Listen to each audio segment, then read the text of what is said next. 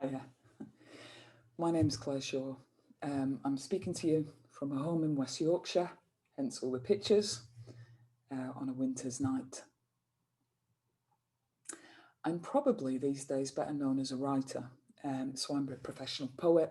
I've got a number of collections to my name, and I perform, I teach, I facilitate creative writing and writing skills workshops.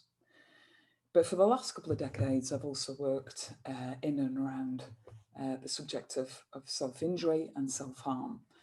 So, developing resources, publishing, editing books, but also setting up projects, set up one of the first support groups for people who self injure. And for the last 15, 20 years, I've been delivering self harm training, so training around self injury and closely related subjects like eating disorders or suicide.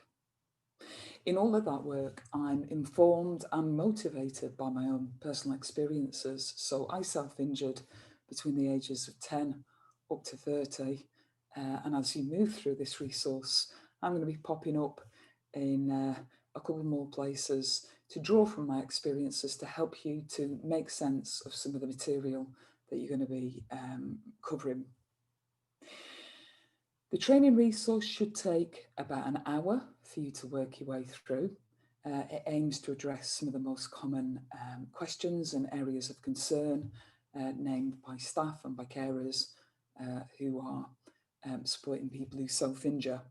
So, we'll be looking at issues like what is self harm, self injury? Why do people do it? How do we respond helpfully when people self injure? What are the risks associated with self injury and how might we minimise those risks? And also, what's the impact on staff and carers of working with or supporting somebody who self injures? And what can we do about that? And what can we do in terms of self care?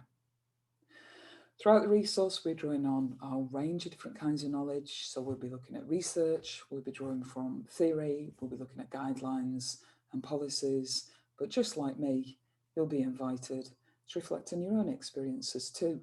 We are all the experts in ourselves, and we have all had experiences and feelings that will help us to make sense of why somebody might self harm and how we might helpfully support them.